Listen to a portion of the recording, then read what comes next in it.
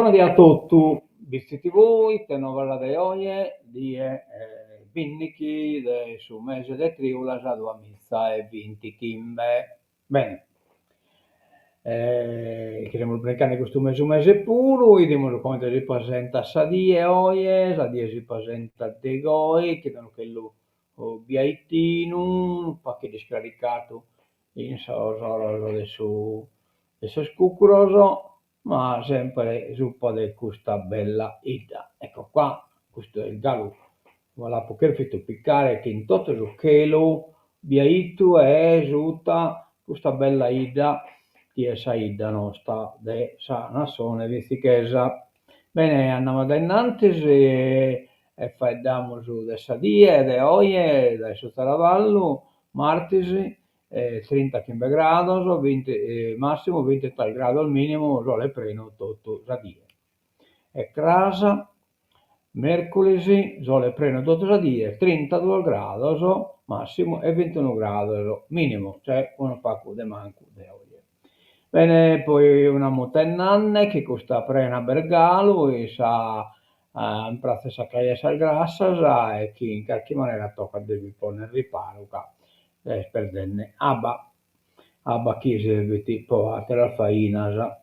Bene, intanto diamo un toccamento di laurea, tempo di laurea, la si è laureata Maria Paola Pira Sanna, laurea in lettere in Università di Sassari, Dipartimento di Lettere.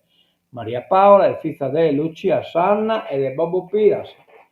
Mentre l'aurea de buonos profetos e mentre l'avanzamento a noi Federiche, che batto un sbaglio, a Maria Paola. Come mai sti sbagliato Gallo questa cosa, porca miseria.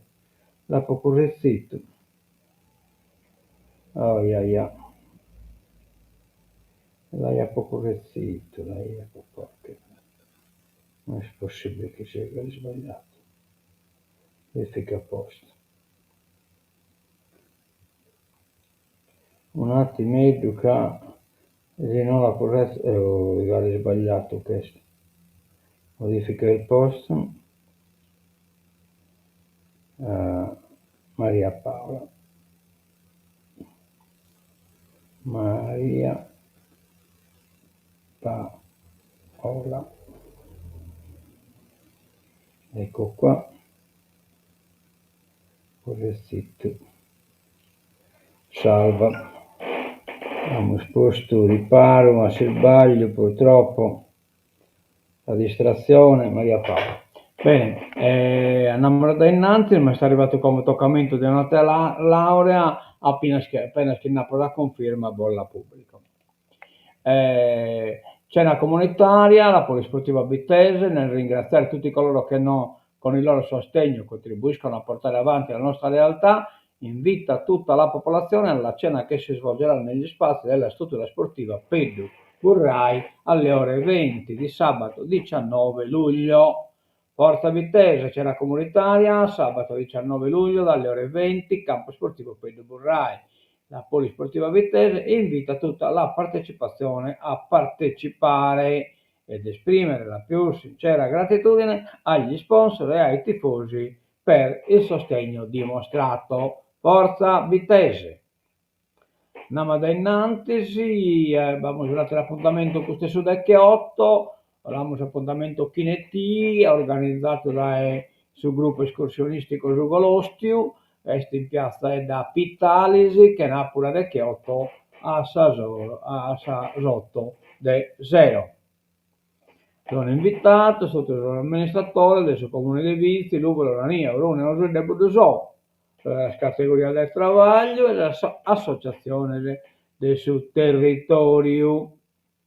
Bene, teniamo il fatto del sol giornale, non bisogna, e dunque avrà qualche cosa che non ha funzionato. Oppure sono partito da un attimo loco invece che a solo che non vedeviano andare. Controlliamo il director.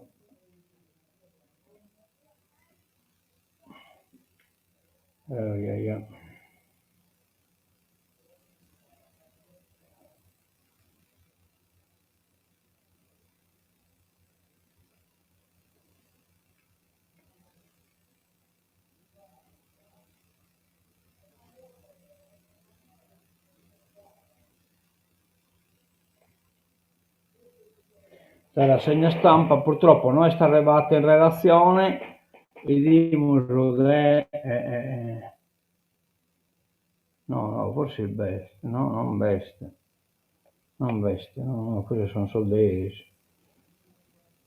Bene, dimos cominciare, 6.000 pazienti senza medico, centinaia di cittadini in fila per sceglierlo, caos al poliambulatorio Morirane de Macumele, in cui pure la situazione è più o meno come appunto in altre video, purtroppo questa questione del suo mere, del suo dottore sanità locale, cioè il dottore condotto, è un problema veramente serio.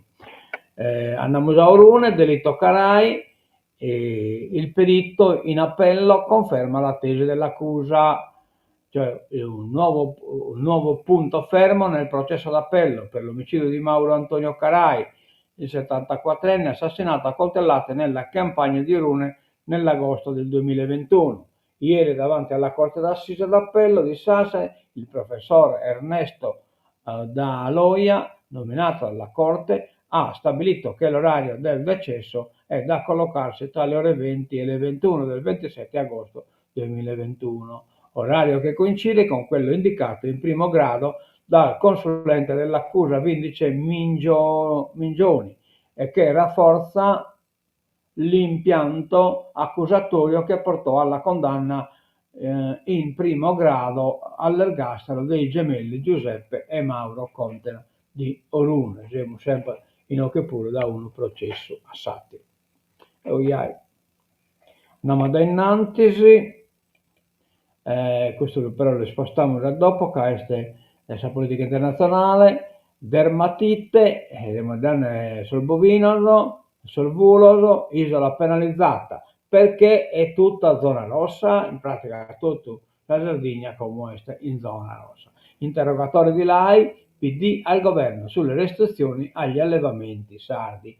Per quale ragione la Sardegna è stata interamente trasformata in una zona rossa con blocco totale della movimentazione dei bovini senza alcuna distinzione territoriale o proporzionalità rispetto al focolaio?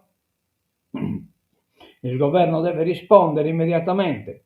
È quanto chiedono i deputati del Partito Democratico, Silvio Lai, eletto in Sardegna, Marco Furfaro, capogruppo PD in Commissione Affari Sociali e Sanità, e Antonella Forattini, capogruppo PD in Commissione Agricoltura, con una interrogazione urgente rivolta al Ministro della Salute e dell'Agricoltura. Noi, e che non mai che non siamo diretti, non spono in punizione, diretto.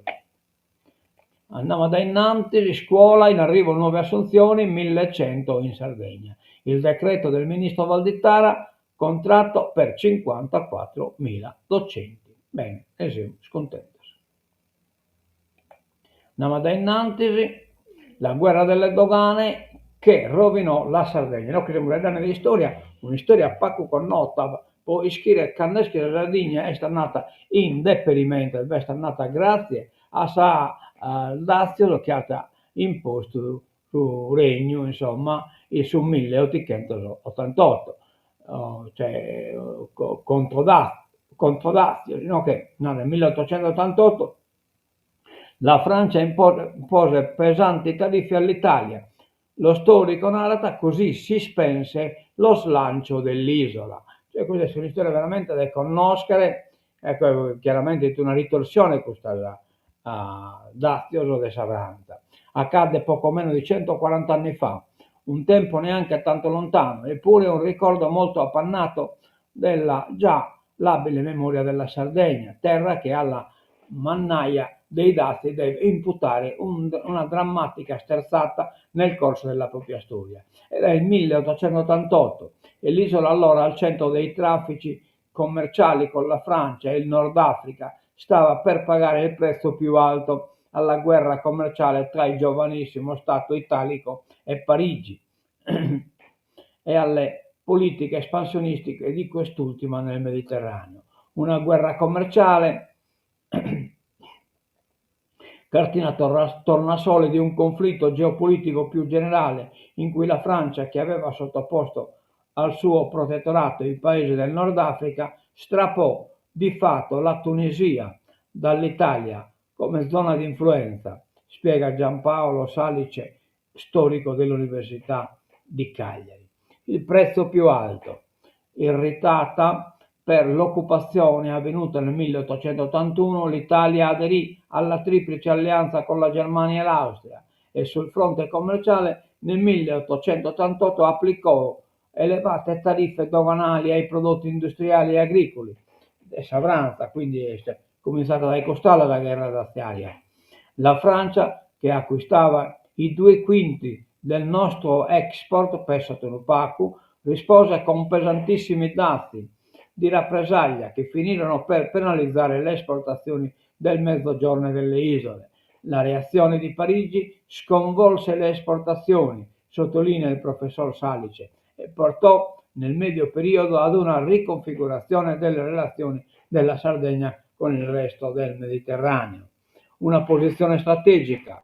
Al tempo la Sardegna meridionale era un centro di una rete di traffici commerciali in cui i francesi avevano un ruolo molto importante perché avevano dei grandi interessi legati soprattutto al corallo nel Nord Africa, una rete di traffici e relazioni che attraverso la Corsica arrivava a Marsiglia, porto franco-francese frequentato dai bastimenti del Regno di Sardegna, e a Genova, a Livorno e poi negli scali importanti del Regno di Sicilia, soprattutto Napoli. L'isola, al centro del Mediterraneo, è ponte verso l'Africa e dunque la casa dei francesi, sottolinea il professore Salice, presenti fin dal Medioevo, tanto che a Cagliari c'è un console già dalla fine del Seicento e negli anni 30 del Settecento un viceconsole arriva a Carloforte perché l'isola di San Pietro diventa uno scalo portuale di primaria importanza nelle logistiche mediterranee di contatto con il Nord Africa. Carloforte, che dopo l'Unità d'Italia è uno dei principali porti di emigrazione degli italiani, non solo dei sardi, verso la Tunisia, dove gli italiani sono la prima minoranza europea, fanno soprattutto i mercanti, lavorano nel territorio, nell'agricoltura, nel settore minerario. Insomma, la Sardegna è in un centro del traffico e grazie a Saal Daziolo che ha imposto sul regno italiano, poi Savranza ha risposto che incontro Daziolo che hanno rovinato la Sardegna. Paccamo sempre sapere noi. Province, Todde deve convocare le elezioni e spunta l'ipotesi di rinvio, ma il PD e i progressisti insistono, il voto di settembre non può slittare. Vertice di maggioranza sulle consultazioni di secondo livello. Il Movimento 5 Stelle chiederà di guadagnare tempo. E beh, in crisi il Movimento 5 Stelle, quindi di non batta, e poi iscrive benissimo che i candidati in certa provincia non sono sul suo. Una cosa è certa, entro luglio Alessandra Todde è tenuta a fissare la data delle elezioni provinciali di secondo livello, che comunque dovranno tenersi entro il mese di settembre.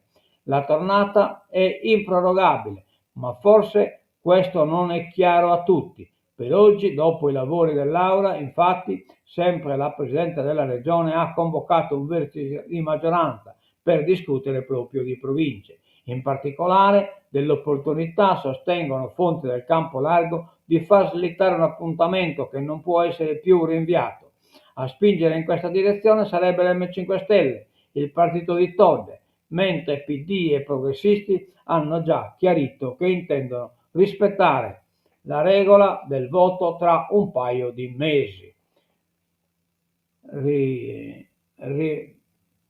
Rianimazione, d'altra parte organi eletti, sia pure non dal popolo, cioè questi di secondo livello, al posto di amministratori straordinari sono ciò che manca assieme a risorse finanziarie adeguate per ridare smalto agli 8 enti intermedi sardi.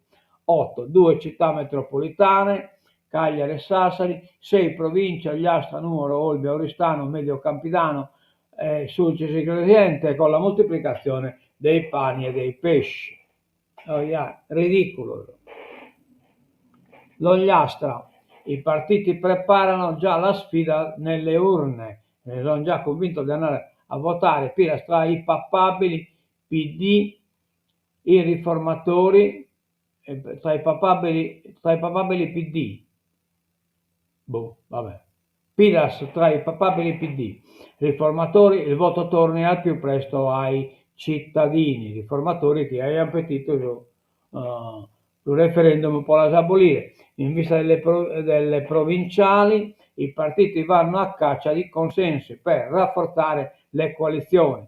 Il terzo polo ha confermato il suo impegno, centro-sinistra e centro-destra vigilano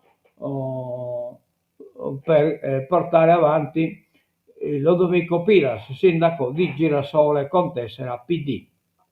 Vabbè.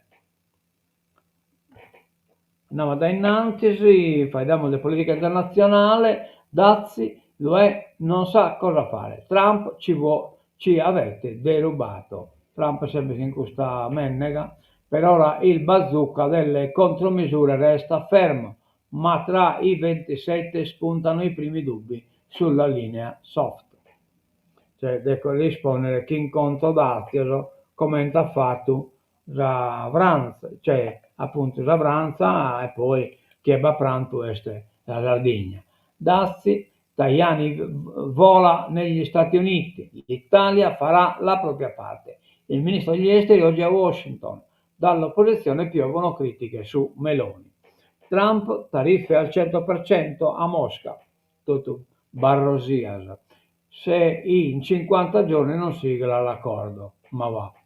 Ucraina, il presidente USA promette missili ma a spese della NATO.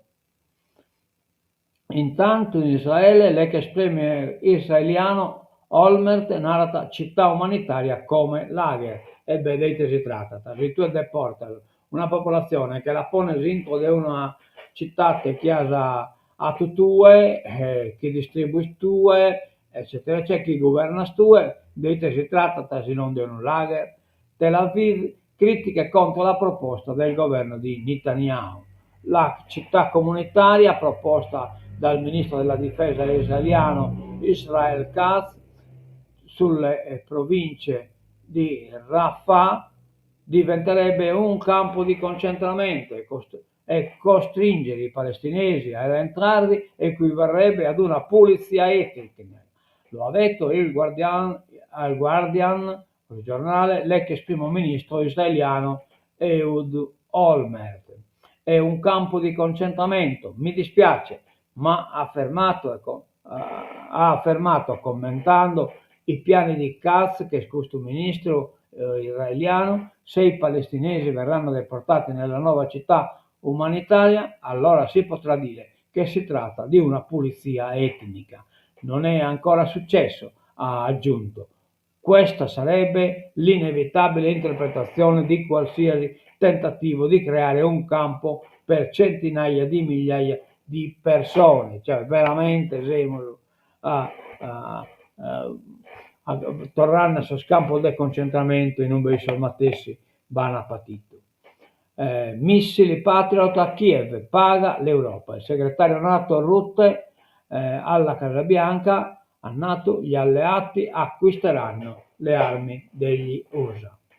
Ma intanto in Ucraina battono il rimpasto del governo, sarà premier Siridenko l'americana, cioè praticamente Sakiti consulente, prima, cioè vicepresidente, è diventata appunto premier, cioè primo ministro, rinsaldare i rapporti con Trump e rilanciare un'economia devastata. Con questi obiettivi Volodymyr Zelensky ha lanciato il più grande rimpasto di governo dall'inizio della guerra, con la vice premier Yulia eccetera eccetera, destinata a diventare premier, la seconda nella storia ucraina dopo la passionaria della rivoluzione arancione Giulia Timoshenko. E il ministro della difesa Rustem Umerov che andrà a fare l'ambasciatore negli Stati Uniti, eccetera eccetera. Ha cambiato duro tra il ministro. Bene, che in questo mi pare che appena finito Ritte novas de oie, quindi cercamos a sigla de tancatura, si la buscamos, ma mi pare che non si può buscare. Ecco, mentre mai, vi deve essere qualche sigla. Non velamos e va bene. Non vamos sigla de tancatura e quindi tancamos de goi, vos saluto tutto canto e menzo a casa, che in buona nova, da come almeno arrivare una di uno che si è laureato, un pizzino, si è laureato, poi vamos questo appuntamento su che 8, noi vediamo su dei T, poi vamos su questa esta del Sabitese su che 9, insomma, vamos tantas bellas cosas in questa bella ida e vos saluto e vos do l'appuntamento torna a casa. Addio e a mezzo videre.